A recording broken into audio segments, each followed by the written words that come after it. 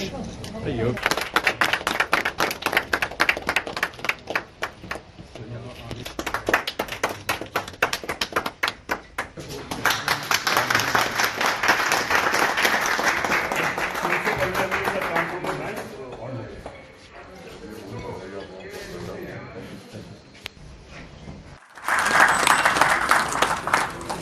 Thank you.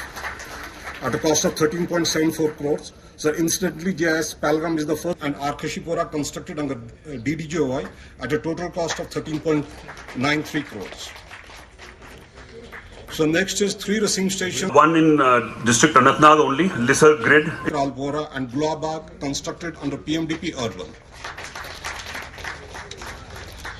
So 2 Managed to augment it from 50 to 100. under PMDP Rural. 6.3 MV Shali under CAPEX. 6.3 MV racing station constructed at Poru Pet under REC.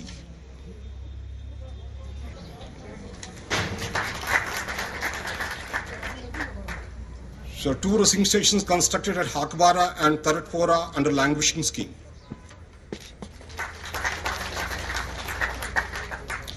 Augmentation of 5 racing stations at Lasipora, Konibal Pampur, Pansgam, Lalgam, Dadsara and Vagura under CAPEX.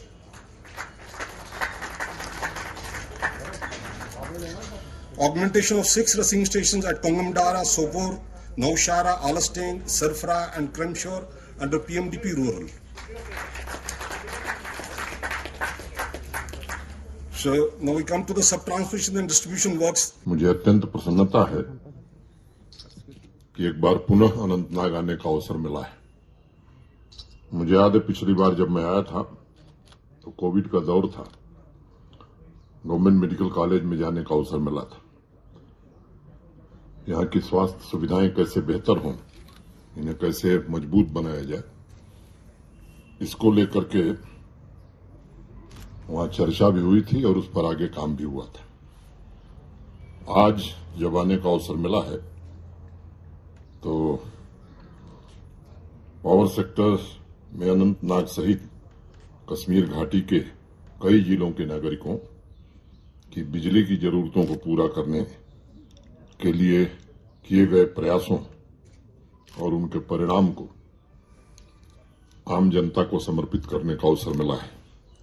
मैं श्री बसारत और PDD के अपने सभी सहयोगियों का तहे दिल से शुक्रिया अदा करता हूं, उनका अभिनंदन भी करता हूं कि समय सीमा के भीतर उन्होंने विद्युत परियोजनाओं को पूरा किया। इस बात की खुशी है कि पिछले 2 वर्षों में, मुझे याद है ये बात मैं कई बार कह चुका हूं, आज यहां दोहराना जरूरी है।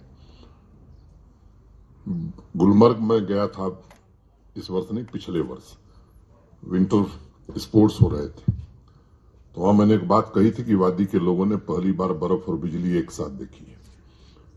उस वर्ष भी बिजली की सप्लाई गत वर्ष की तुलना में बेहतर हुई थी और इस वर्ष मैं कह सकता हूं कि पीडीडी के लोगों ने दिन रात मेहनत करके जम्मू कश्मीर डिवीजन में रहने वाले लोगों को भरपूर बिजली देने का काम किया है। लाइनों से ही शुरू करूंगा कि हवा में फिरते हो क्या हिर्स और हवा के लिए, गुरूर छोड़ दो ए गाफिलों खुदा के लिए, गिरा दिया है हमें किसने चाहे उल्फत में, हम आप डूबे किसी अपने आसना के लिए। अभी आपने जो प्रेजेंटेशन आपके सामने हुआ है, पावर डिस्ट्रीब्यूशन कॉर्पोरेशन लिमिटेड ने ट्रांसमिशन तथा डिस्ट्रीब्यूशन के सभी प्रोजेक्ट्स के बारे में विस्तार से बताया है। मैं उसके विस्तार में जाऊं जरूरत नहीं है क्योंकि अभी आप सबने अपनी आंखों से उसे देखा है, लेकिन एक बात जरूर कहना चाहूंगा कि इन प्रोजेक्ट्स के जरिए आर्थिक विकास और कश्मीर के आम नागरिकों के जीवन स्तर को बेहतर बनाया जा सकेगा, ऐसा मुझे भरोसा है। कई बार जीवन की आपाधापी में हमें ध्यान ही नहीं रहता है कि जीवन की आवश्यकताओं के लिए क्या क्या काम हुए, कौन सी जरूरतें हैं जिन्हें सालों तक सालों पहले पूरा हो जाना चाहिए था और वो नहीं हो सकी। अनेक बयान अखबारों में हम भी पढ़ रहे हैं कि जमीन पर कुछ दिख नहीं रहा है। मुझे लगता है कि बिजली जिस तरह से मिली है उन लोगों को आईना दिखा रही होगी पीडीडी के कर्मचारियों की मेहनत कि जमीन पर काम कैसे होता है। बहुत से यहाँ के प्रबुद्ध नागरिक समय समय पर ये मांग उठाते रहे हैं, कोशिश भी हुई है और उसकी बानगी मैं कह सकता हूं कि पीडीडी की आज आप देख रहे हैं लगभग हर विभाग में दिख रही है। अगर इस कार्यक्रम को मोटे तौर पर मैं संक्षिप्त में कहूं तो 177 करोड़ रुपए के जिन 6 ट्रांसमिशन प्रोजेक्ट्स का आज उद्घाटन हुआ है वो वर्षों पहले पूरे हो जाने चाहिए थे, जिससे आम जनता की सहूलियतें, विकास के लिए ऊर्जा की जरूरतें मुझे लगता है कि अनेक वर्षों से लोगों के लिए प्राथमिकता नहीं थी। सिर्फ मीर बाजार ग्रिड सब स्टेशन के कैपेसिटी ऑगमेंटेशन से अनंतनाग, कुलगांव और पुलवामा जिले के 8 लाख लोगों को लाभ मिलने वाला है और पहले की तुलना में काफी ज्यादा मात्रा में लोगों को हम बिजली उपलब्ध करा पाएंगे। लंबे समय से ये प्रोजेक्ट लटके हुए थे।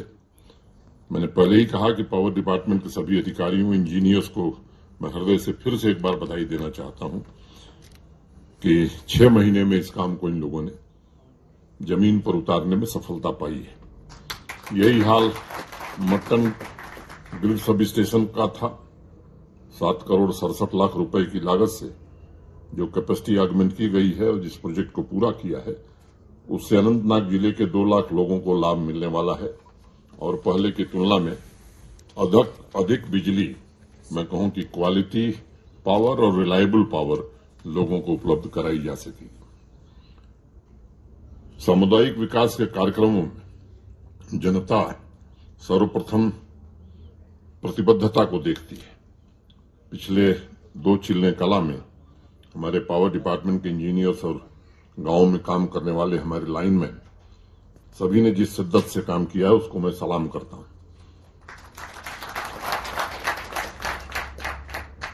अगस्त 2019 में भारत के सम्मानीय प्रधानमंत्री आदरणीय नरेंद्र मोदी जी ने जम्मू कश्मीर के स्वर्णिम भविष्य की आधारशिला रखी थी और उन्होंने सुनिश्चित किया था कि वर्षों से जम्मू कश्मीर के आम नागरिकों की जो बुनियादी जरूरतें हैं जिनसे वो महरूम थे उन्हें प्राथमिकता के आधार पर पूरा किया जाना चाहिए। चाहे वो सड़क हो, बिजली हो, पानी हो, इन तीनों क्षेत्रों में लंबे समय से जो काम नहीं हुए थे मुझे लगता है कि वो तेज गति से आगे बढ़ रहे हैं। एक और महत्वपूर्ण आंकड़ा आप सभी को मैं बताना आवश्यक समझता हूं। आजादी के बाद से लेकर के 2019 के बीच हमारी कुल बिजली की उत्पादन क्षमता, जनरेशन कैपेसिटी 3450 मेगावाट थी और आज मैं आपके बीच ये कहना चाहता हूं कि आने वाले 4 वर्ष में इतनी ही बिजली जम्मू कश्मीर में और बनने लगेगी और बिजली के मामले में ये जम्मू कश्मीर पूरी तरह से आत्मनिर्भर हो जाएगा। ट्रांसमिशन और डिस्ट्रीब्यूशन कैपेसिटी की बात करूं तो 2019 तक 8,394 एमबीए कैपेसिटी हमने अर्जित की थी और अगस्त 2019 से आज 2022 जहां हम खड़े हैं, मैंने 3 साल के से कम समय में 3806 एमबीए कैपेसिटी हमने जोड़ने का काम किया है। काम की गति और प्रयास मैं समझता हूं कि आंकड़े गवाही दे रहे हैं। मैं किसी के लिए कोई बात नहीं कहना चाहता हूं, लेकिन ये बदलाव ऐसा है जो स्पष्ट रूप से दिखाई पड़ रहा होगा। कुछ लोग हैं जो जानबूझ करके इन बातों को झुठलाने की कोशिश करते हैं। मैं आपसे आग्रह करूंगा कि ये आंकड़े पर जो भी नजर डालेगा उन लोगों को शर्म जरूर आएगी। 73 साल और 3 साल के आंकड़ों को देख लीजिए तो मुझे लगता है कि गति का अंदाज लग जाएगा। अगर मैं सड़क की बात करूं तो पहले जिस गति से सड़क बनती थी मैं कह सकता हूं कि उससे सवा दो गुना गति से, तेज गति से सड़क बन रही है। मैक्डेमाइजेशन की अगर मैं बात करूं तो जो गति पहले थी उसके 3 गुने से ज्यादा गति से उस काम को हम आगे बढ़ा रहे हैं। हर घर नल से जल ये कार्यक्रम शिद्दत से पूरा करने की कोशिश हो रही। मैं मानता हूं कि इसमें थोड़ा हम पिछड़े हैं, लेकिन आपको भरोसा देना चाहते हैं कि समय सीमा के भीतर इसे भी पूरा किया जाएगा। जम्मू कश्मीर प्रशासन की एक कोशिश रही है कि विकास की क्षमता का पूरा फायदा यहां की आवाम को मिले। लगभग 180 करोड़ रुपए की लागत से डिस्ट्रीब्यूशन के जिन 36 प्रोजेक्ट्स का उद्घाटन हुआ है, उससे कश्मीर घाटी के सभी 10 जिलों को फायदा पहुंचने वाला है। जो हमारे किसान भाई हैं, रोजगार से जुड़े हुए जो लोग हैं, इंडस्ट्री के लोग हैं, सामान्य आदमी हैं, मैं समझता हूं कि इन परियोजनाओं के पूरा होने से एक समावेशी और सर्वस्पर्शी विकास जो प्रधानमंत्री जी की कल्पना है, पूरा करने में उसे सहायता मिलेगी। निर्णय किया है पीडीडी ने स्मार्ट मीटर लगाने का, और मुझे खुशी है कल श्रीनगर के 3 फीडर, मोटे तौर पर लगभग 6000 उपभोक्ताओं को जो उन 3 फीडर से जुड़े हुए हैं, उन्हें 24 घंटे बिजली देने का भरोसा पीडीडी ने दिया है। इन तीनों फीडर के उपभोक्ताओं ने स्मार्ट मीटर लगाया है। कोई स्नैग हो जाए, कोई टेक्निकल फॉल्ट हो जाए, नहीं, अन्यथा उन्हें 24 घंटे बिजली मिलेगी। मैं आप सबसे निवेदन करना चाहता हूं, खासतौर से यहां की आवाम से निवेदन करना चाहता हूं कि अगर स्थिति को बदलना है तो निश्चित रूप से हमें मीटर लगाना चाहिए और पीडीडी का हमें सहयोग करना चाहिए। मोटे तौर पर 6000 करोड़ से थोड़ी ज्यादा की बिजली हम खरीदते हैं और 2600 करोड़ रुपए हम रेवेन्यू अर्जित करते हैं, तो प्रतिवर्ष 3400 करोड़ रुपए घाटा होता है। अब ये स्थिति बहुत दिन तक चल नहीं सकती। अभी यहां दिखाया जा रहा था AT&T लॉसेस, देश में सबसे ज्यादा लॉस हमारे यहां है। इस स्थिति को बदलने में आपके सहयोग की अपेक्षा हम करते हैं और आपको हम भरोसा देना चाहते हैं कि क्वालिटी और रिलायबल पावर 24/7 लोगों को मिले। ये स्थिति हम जल्द प्राप्त कर सकेंगे। एक सूचना के तौर पर हमारे पीडीडी के लोग जानते हैं, एक नई ट्रांसमिशन लाइन जो लद्दाख से कारगिल से निकलेगी, कश्मीर जम्मू होते हुए और पंजाब तक जाएगी। भारत सरकार ने उसे स्वीकृति सैद्धांतिक रूप से दे दी है और मैं उम्मीद करता हूं कि आने वाले 2-3 महीनों में उसका फाइनेंशियल सैंक्शन भी हो जाएगा। उस ट्रांसमिशन लाइन के बनने के बाद मैं कह सकता हूं कि जम्मू कश्मीर को कभी बिजली की कोई दिक्कत नहीं होने वाली है। इस दिशा में हम सब काम आगे बढ़ा रहे हैं।